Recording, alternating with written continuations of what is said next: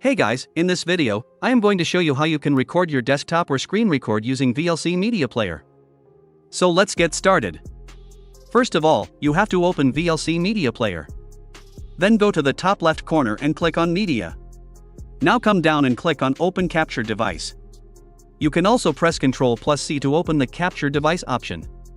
After opening it, a small window like this will appear in front of you.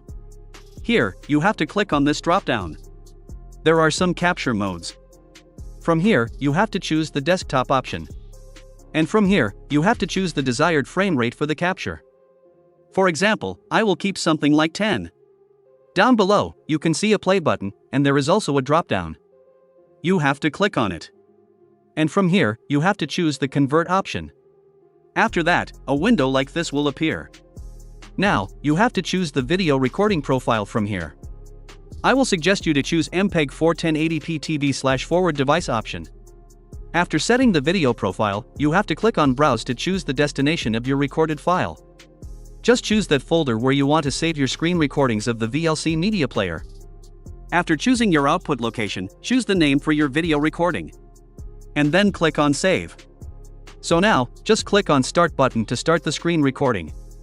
As you can see, my screen recording has been started successfully. So I will just open here the Task Manager to record this screen.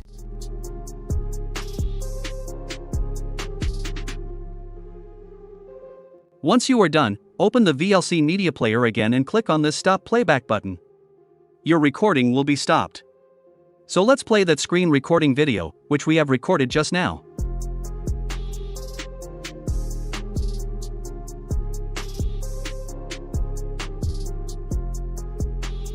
As you can see, this is working properly.